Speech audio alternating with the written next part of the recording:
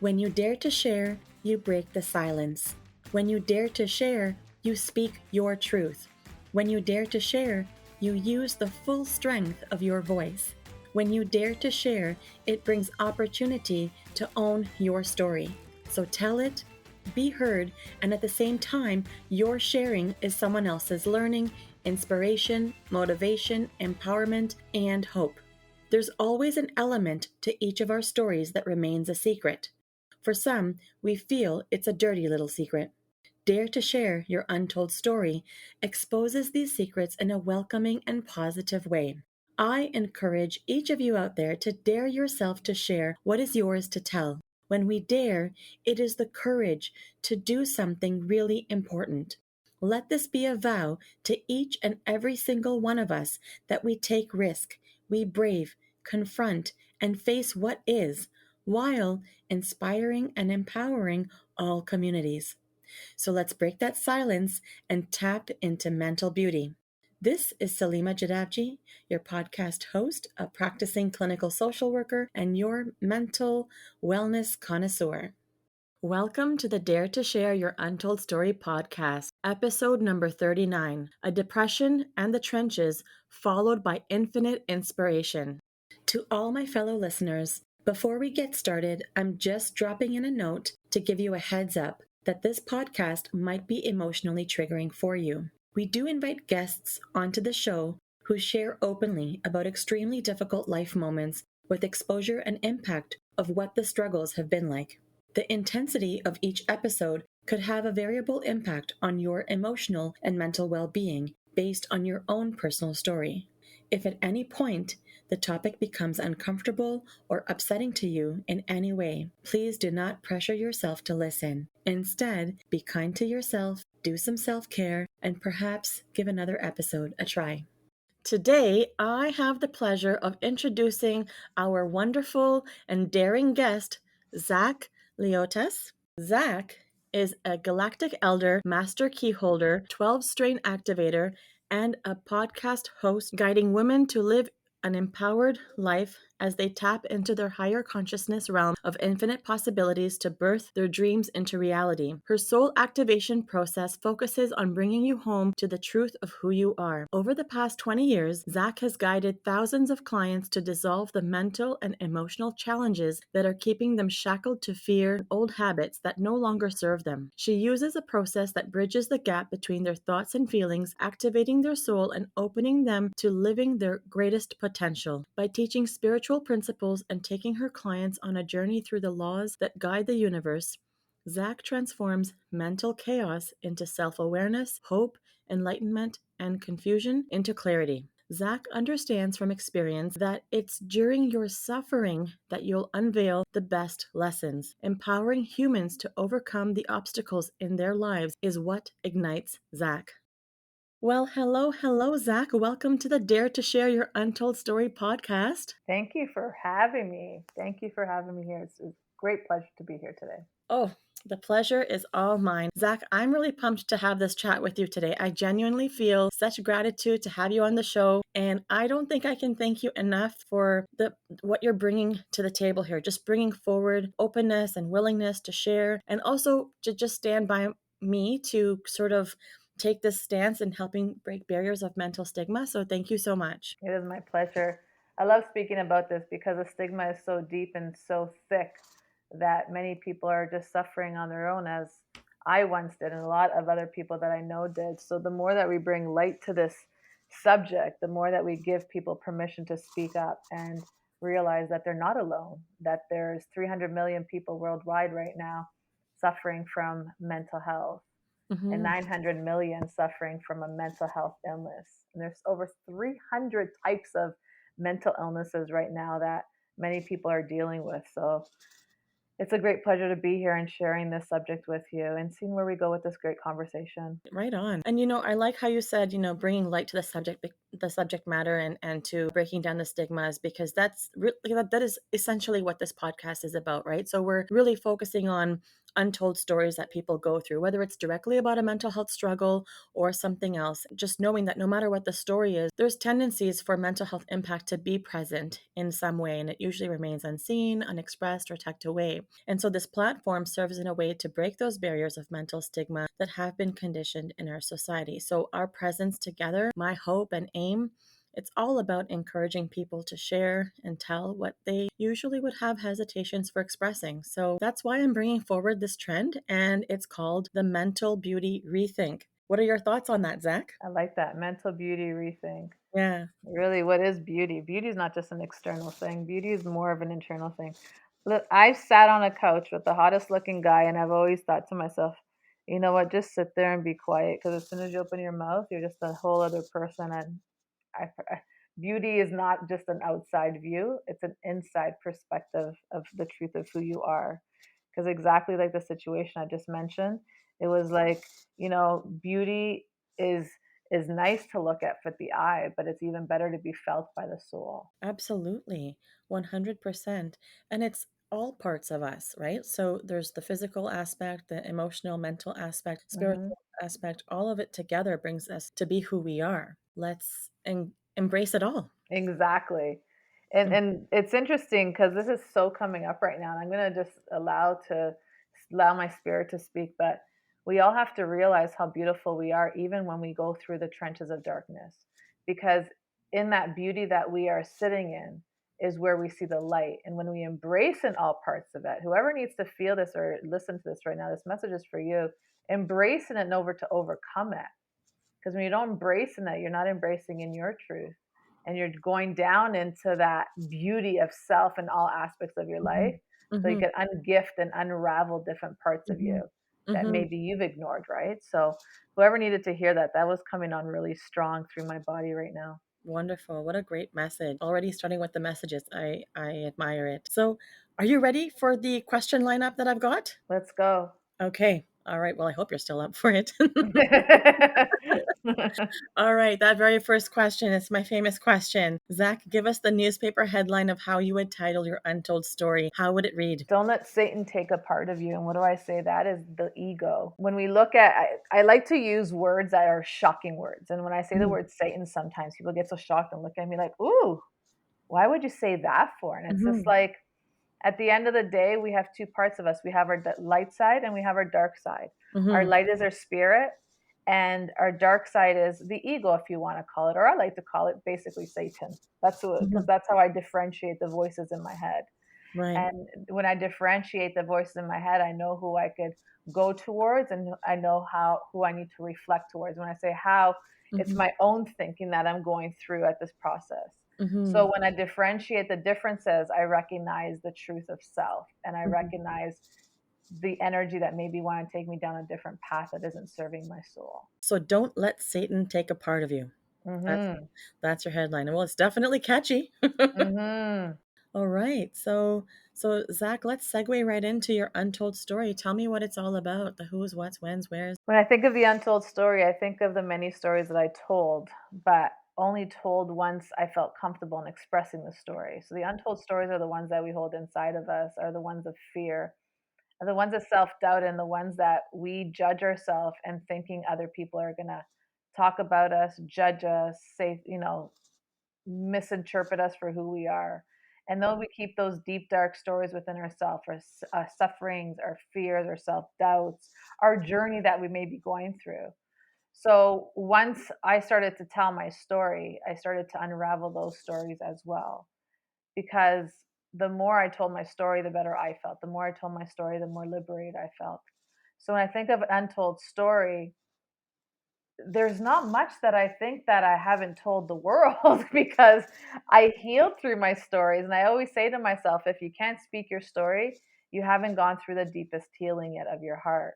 So there's so many different stories that I once didn't tell. And those are the stories that we hold on to because of the fears that of other people thinking about us. But really, at the end of the day, what I found is the fear of showing up weak, the fear of showing up that you can't handle life, the fear of showing up that you're confused once again, maybe. And those are the stories that were very difficult for me to even speak once upon a time. Yes, I'm definitely aware that your stories are definitely a told story at this point, but I am really curious about the story that's related to the depression that you had experienced. The story that's related to depression I have Hmm. experienced, that story is very simple. I basically buried my spirit and allowed my ego to try to run my life. And when I did that and didn't allow my spirit to shine, and I had to put on a veil of pretending I was a certain person when I wasn't a certain person. So that story just brought me down to a deep well of depression because I was trying to be someone that I wasn't. And trying to be someone that you're not is not an easy task.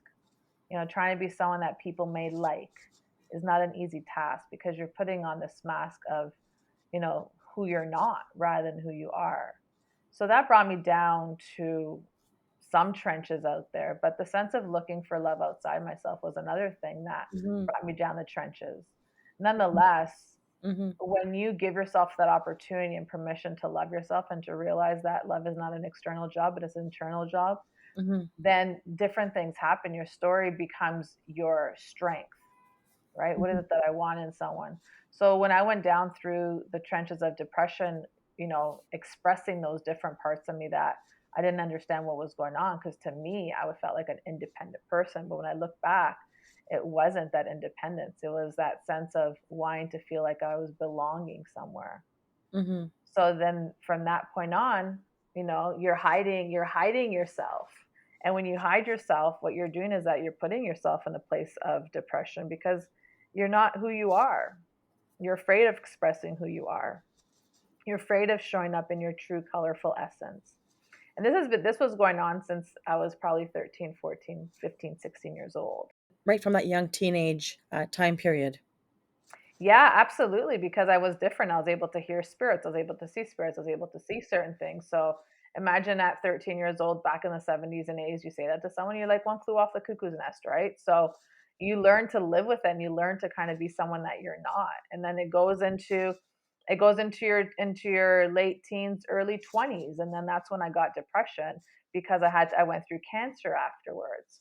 So there was just many different layers of what I went through in life that brought me through that darkness. But it was every time that I would say, you know what, nope, I'm going to come a little one step closer to coming out of, who I am. Then I would go up to strangers and be like, I have a message for you. And I would tell them stuff and I would kill myself laughing. I'm like, this is great. And then you go down again. You're like, well, I don't want people to think I'm crazy. So I just went through that struggle on and off and on and off and on and off for many years until I finally said, you know what? I can't do this anymore. This is not who I am. I can't betray it. So people either love me or they didn't, they ran away from me. And I took it both ways as, you know what, that's great. There's no disrespect. I love you all, but I'm going to give myself permission to be who I am, how I am, as loud as I am, as quiet as I am, whichever which way I am. And ever since I did that, there's no going back to that state of depression. People will, oh, you're crazy. Oh, you're this. That's great. How did you figure that one out? Right. So you just kind of take life not too seriously, because I find when you're going through a sense of depression, you do take life seriously. It's like the end of the world, right? When you're going through depression, everything's the end of the world if you don't do it. But when you find that sense of inner liberation and come out of that state of depression, you're just like, whew, I could see the light again. Thank God that I allow my spirit to rise. So there's a lot of different ups and downs. And that was my greatest down, was not allowing my spirit to shine. And that's when I came out with the saying, and I think Carolyn May says it as well.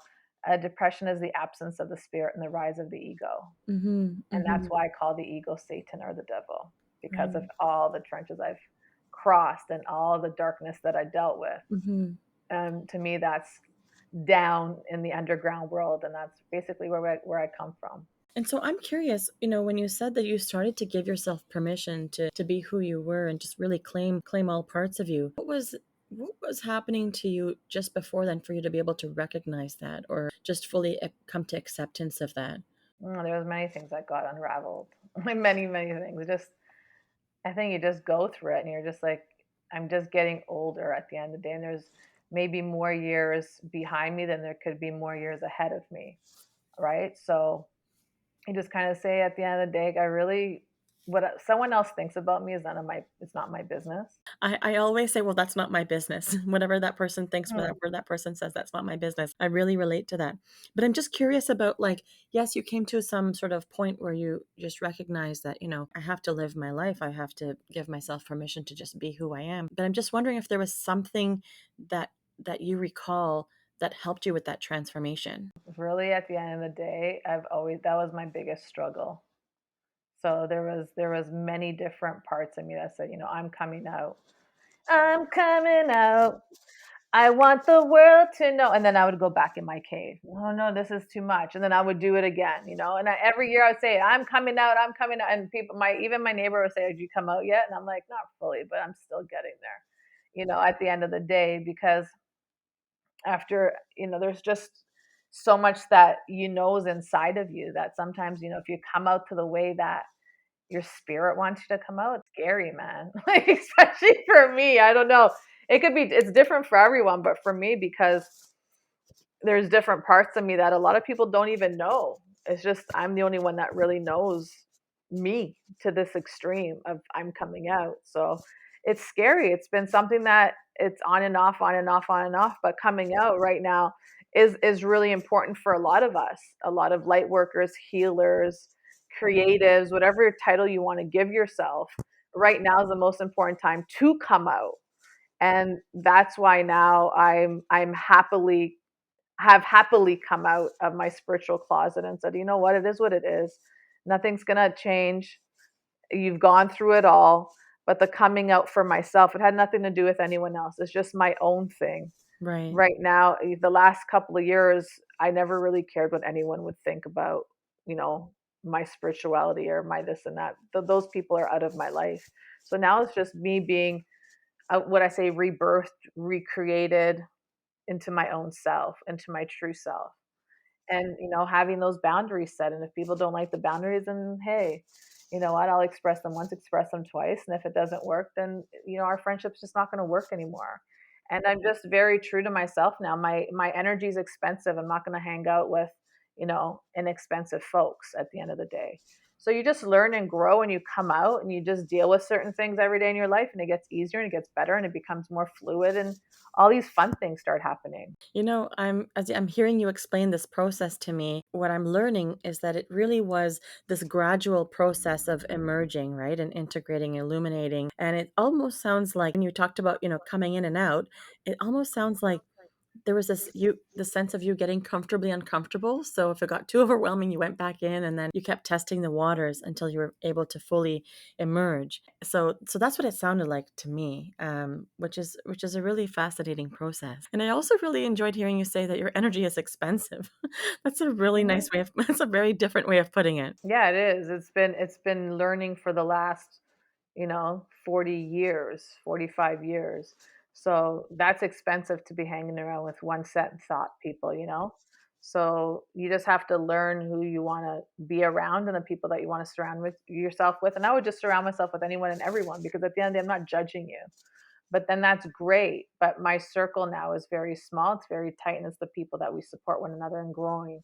So that was the key in everything that I did right there, was recognizing how expensive my energy was, the wisdom, the journeys, the lessons, the meditations, the downloads that are all in me, and recognizing the people I was surrounding myself with didn't align with one another. Little steps, you're always making little steps along the way. And sometimes you think you should have made those steps 25 years ago, like I once did, but hey, there's a reason why it happened now, and it's never too late. So if you look at the, oh my God, I'm too old, it's too late, it's like you haven't seen how abundant life could still be. Hmm. You're leaving the abundance in the past, and coming up to limited beliefs in the present and the future. So there's so many things to do when you realize how expensive your energy is. I feel like as human beings, we do the best that we can in the circumstances with the knowledge and information we have. So it's unfair to look in hindsight and say, I should have done this already, or I'm so stupid for not doing this, or how did I miss that? Because likely the information you have now is not what you had back then.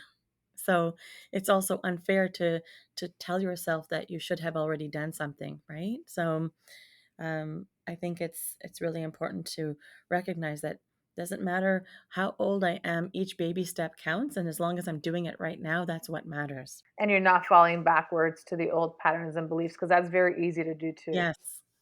Yes, for sure. So easy to just go back. Yeah, it's even when we know it's painful or not so good for us, that familiarity seems to trump uncertainty, right? The foreign stuff. So you do have to make a deliberate, conscious effort to keep the momentum going. Yeah, and not worry about the little petals that you may step on, pebbles that you may step on Exactly. because of, something showing up.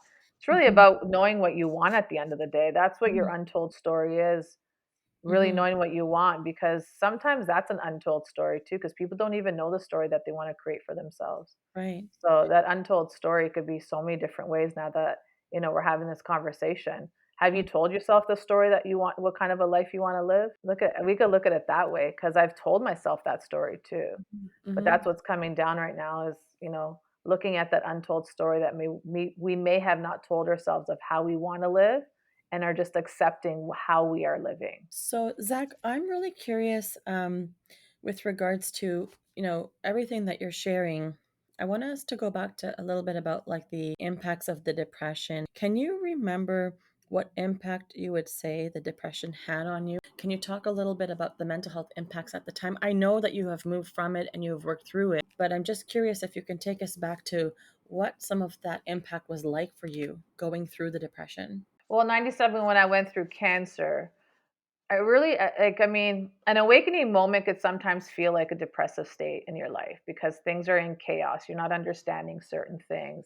You're confused. Why are things not working out for you like the way they used to? Why are people leaving your life? So back in 97, when I went through cancer, and I was kind of living with recognizing how my life was changing, but I didn't understand a lot of things at that time too, because I was just a partier. At the end of the day, my life just changed drastically because I went from partying hardcore to going away for 3 months, fighting my own thoughts with cancer, because I didn't tell anyone I was going through cancer. I kept that to myself. I didn't want anyone to give me the feel sorry for you situation. I can't handle that kind of behavior.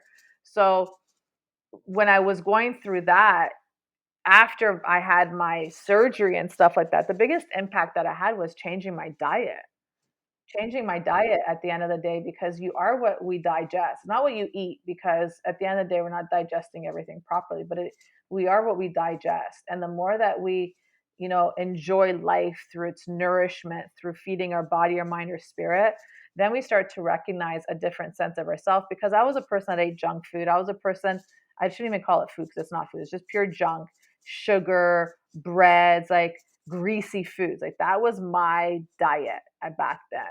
So when I went through cancer, I had to learn to eat better for my body because I didn't want to go through cancer again. So that was a huge impact that, really took place for me. And then following way, taking care of my body at the end of the day too, really like working out, going to the gym, really loving myself. That was another huge impact that happened.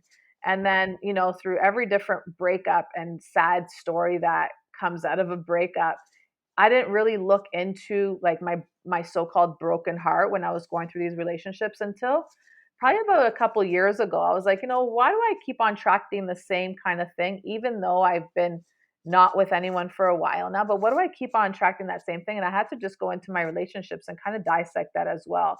And it wasn't like I was going through any state of depression by any means. I love my own company, but sometimes you have to question certain things in your life, just like how I had to question my nutrition, my fitness. And, that was another moment of saying you're holding on to a lot of things from the past, move into something more empowering, and really knowing again what you want you know, from someone else. That's an expectation, but what you also have to give in a relationship, because that's more important. People always want so much out of a relationship, but what are you giving into the relationship? So I went down that path as well for a little bit. And it's interesting the information that comes up when we spend that time within our own wounded heart, that we think sometimes we're taking care of it. But when you realize these patterns repeating themselves, you got to kind of ask, like, did I really take care of the situation? So that was another huge impact of really just not not really paying too much mind to the things that even I want in a relationship when it comes to a mate and stuff like that. Before I would entertain a lot of things. Now it's like I don't have time because that's when I kept on attracting the same thing over and over. It's like then you question yourself, what did the universe forget about me in this part of my life? You know what I mean? So there's so much that comes up when we want to create change within ourselves, when we're down in some sort of trenches and we have that coming back moment. It's really about the biggest impact is being true to yourself, Right. dealing with everything that you want, regardless of, again, what other people may think. But it's really, again, coming down to you, how Hmm. comfortable and confident you are within Hmm. yourself. And what sort of emotions did you seem to experience during the time of the cancer journey and the depressive journey? Anger. Anger? I was an anger person. Like I Yeah. had a lot of anger, but I learned how to kind of deal with it. You know, I took kickboxing and I would work out, or I would just be outside in nature all day. However, you learn how to deal with this, but sometimes your anger does come up a Mm-hmm. lot. And you're just like, why is this showing up? So Mm-hmm. the more that you're able to heal through certain parts of you, the anger starts to dissolve. And you're like, oh, that hasn't come up in a long time. You're like, oh, I must have worked through that one. So anger was such a big emotion that I had to deal with. What do you think the anger was masking? Because an anger is more of an external outlet, right? So, what do you think it Hmm. was like, masking on the inside? Exactly what everything has been. You know, the depression was. The Mm-hmm. anger was not expressing the truth of who I was, Mm-hmm. right? So it's that same theme, right? Mm-hmm. Not being able to express who I am, that outward reaction is anger because you're trying to defend yourself in some way. There's no need to defend yourself. You are who you are, So, embracing it. so would you say there was some amount of fear or sadness that you were hanging on to? Would it? Well, I would think so. Yeah, absolutely. It's all intertwined. It's a domino effect. Mm-hmm. You, Mm-hmm. there's anger, there's fear, there's sadness, there's low self esteem, there's all guilt, shame. It's all kind of compressed in one. And so, are there any parts of your story that would be important for listeners to know about? Doesn't matter how hard you fall on the rocks. What matters is how fast you get up and what you do with getting up. You could get up and still be sitting there hoping for change to happen, but at the end of the day, you are the creator of your change. And so, what was some of the work that you did to help you get out? Like there were obviously some things that contributed to your healing. What was that? Meditation, breathing, traveling, forest walks, nature. Nature is huge. Hmm. But I did a lot of traveling Hmm. and just exploring just my own thoughts. Hmm. I love sitting with my thoughts because now today, even when I sit with my thoughts now, it's like it's almost like I have a blank canvas at times in my mind. It's like, oh, I got to fill that up with something. Let's see Hmm. what I could do. Not how can I spend my time in suffering, but what can I do to do better for myself and do better for others out there. So when we clear the rubbish from our body, we have these clear canvases in our mind to create higher vibrational thoughts. Hmm. Hmm. So yeah. So that's how you did it. Okay. Yeah, it sounds so easy, but it's not because No, meditation I it. used to do every day, and that's what I want to just tell people. Like, you might think, oh, she just meditated and she went to nature. And for anyone that's going through it, you understand that it is a step by step, a breath by breath, a knowing by knowing process. It might happen overnight, but it may not happen overnight. But it really happens as fast as you want it to happen. It takes 21 days to rewire your mind. I say it takes about 40 days to fully flush out the toxins that are going on in your mind. So Zach, when people come to see me in the therapy room, people tend to, like, individuals tend to be in one of three places. Some people are getting started, some are in the middle, and some are looking back in their journey. Sometimes people are right at the beginning where they're just trying to figure out how they want to start getting the help that they need. Some are in the middle, they're in the thick of things and they need some support really navigating or getting into understanding what is their triggers, what's going on, or what do they need to be aware of in their process. And some people are looking back, either, looking back, trying to learn from themselves, get some personal development and growth, introspect, or learn what they need to sort of get closure with so they can move forward.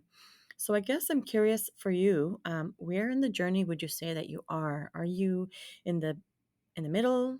I'm sorry, are you getting started, in the middle, or looking back? If you think of it, all three, because At the end of the day, yes, I'm at the third part of it because I'm helping people out of it. I mean, I'm running a summit right now to help people out of it.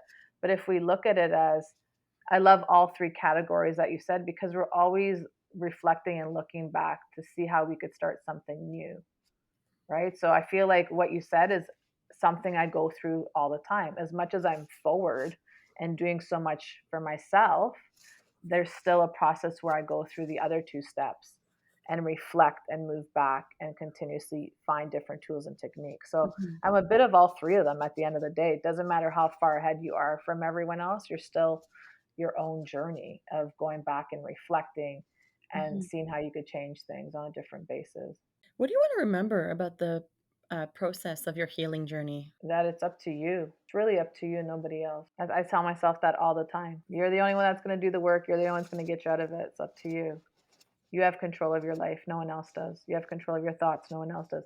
You have control of who you give your power to or who you take your power back from. It's really all to you.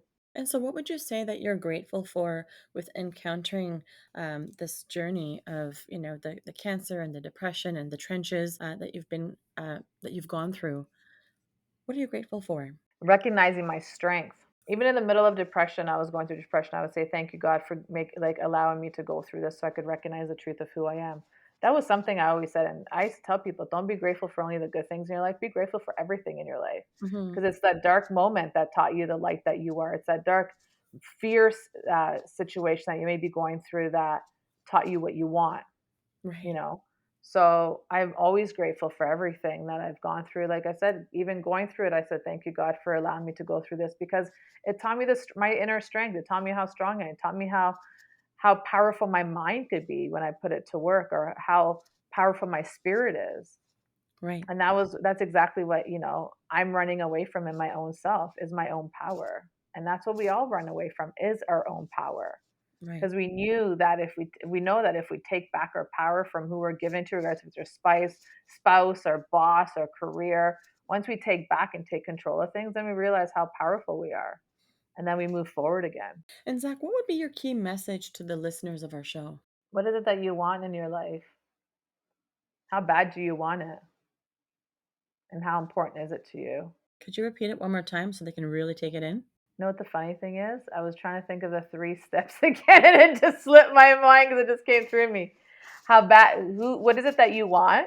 Mm-hmm. First and foremost, what is it that you want? That's the most important thing. People don't know what they want. What is it that you're going to do to get yourself there? I Mm-hmm. think I just changed this all around because more stuff's coming down to me. How Mm-hmm. bad do you want it? Mm-hmm. And how bad do you want it? Mm-hmm. Because it's you that has to put life into action in order to create that life that you want to blossom on a daily Mm-hmm. basis, what you want to Mm-hmm. water. So I'm also curious about what is your game changer inspiration that's close to you that reflects your untold story? Is there like quote, a mantra, a book, or a place or something, an event, anything that speaks to you or spoke to you? Not that I could think of off the top of my head. All I just kept on saying was, for me, was just Jesus. That was my word. Jesus. There's nothing like I've never really sat with a mantra other than "I am worthy." That's another one. But other than that, I think the game, like as I'm sitting here and feeling into this question, I think the biggest game changer is, how you spend your time. And for me, it was in nature, because nature, I found, gave me Hmm. a lot of answers. So, Hmm. game changer quotes, I would say "I'm worthy." Hmm. But it also Again, sounds Jesus.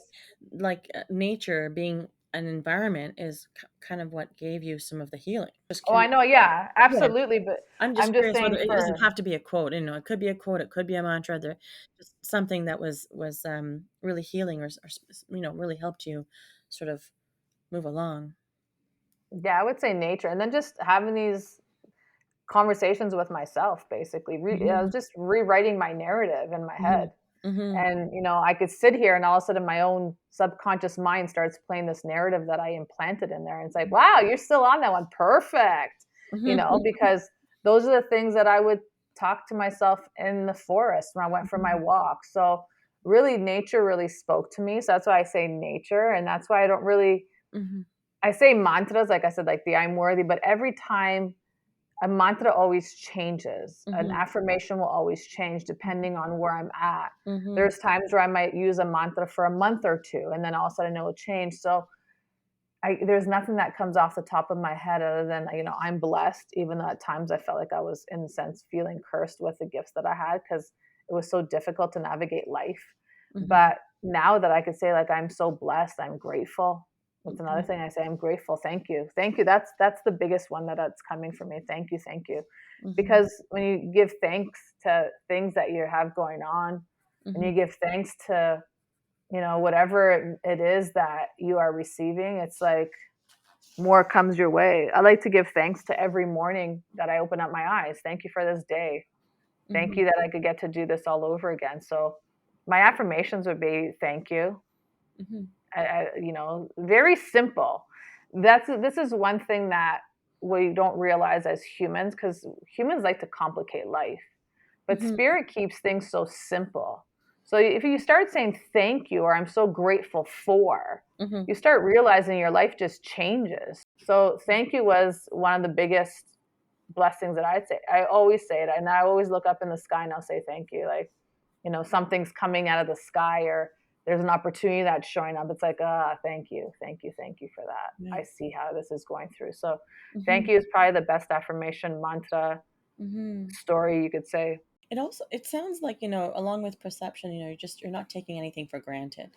You're just really in a place of gratitude, and it really seems like your transformation has led you to a place of pure, genuine um, openness, curiosity, and joy. Absolutely. I mean, if it hasn't, I don't know what would. Mhm. Mhm. after after hitting the crystals, like you have to bounce it back up Mhm. eventually. You can't be going down that same path. But Mhm. I'm just grateful for everything that I've been through, because it is through the trenches of my darkness and other people's darkness that we get to hear these stories and recognize that we are not alone. And like I've always said this, it's not an easy journey, but when you start working on it and you have good support around you, you have a good tribe of people around you, you have everything that is there to empower you. So you're all prepared for growth.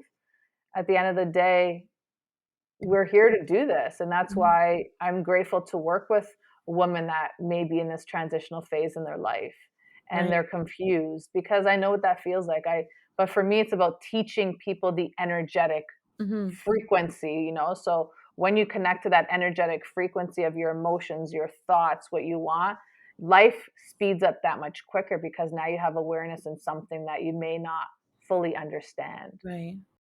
Okay, so what is a cause or an organization that has been impactful to you that you would like to give a shout out to? I like Andy Kindheart Foundation. Andy's from Uganda. He's done such incredible things out in Uganda when it comes to building orphanages, getting schools up, fresh drinking water, Mhm. medical supplies, school supplies. So Mhm. Andy Kindheart Foundation is in Uganda, is an incredible charity to give to support. Okay. Your money is going to the right place. And so, Zach, how can people connect with you if they want to reach out? What are your handles, or what platforms are you on? I'm on Facebook, Mm-hmm. which is, we have a private Facebook group called the Empress Hangout. Mm-hmm. I'm also on Instagram, or you could reach me on my website, zachlayotis.com. We're going to have all of your handles on the show notes page, so people will be able to take a look and connect with you. So, guess what, Zach? What's that? You've just dared yourself to share. Congratulations. Congrats, congrats. Thank you for the opportunity. I mean, I know, we did talk about how your story is a told story by this point, but still being on the hot seat. I don't know if you felt like you were on the hot seat. How was the experience for you? What was it like for you to tell it in this way today? So funny. I've never in my life thought I was in a hot seat unless I was being interrogated by like my niece. Um, Everything is great. I mean, storytelling is a great way to heal. So I hope that, you know, people realize that we go through the trenches of darkness or depression or anxiety, panic, suffering, traumas, all that stuff. It's just a temporary story that we're going through, because you could always overcome something and it just becomes a figment of your imagination, just like how it is for me. But through this untold story, it's the untold stories of trauma that we have to start telling one another in regards to helping one another. And this is where I feel, hopefully the story came through to help someone that felt related to growing and developing their spiritual practice and their humanness and their mindfulness and their mental health.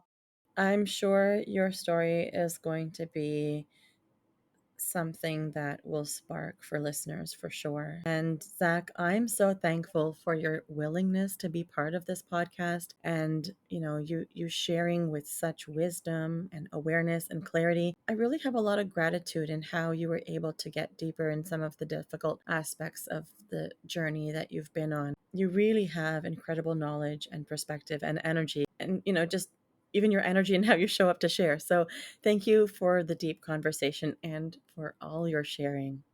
Thank you for having me. And once again, Zach, thank you for being part of Dare to Share Your Untold Story and helping to be a voice in breaking down the barriers of mental stigma.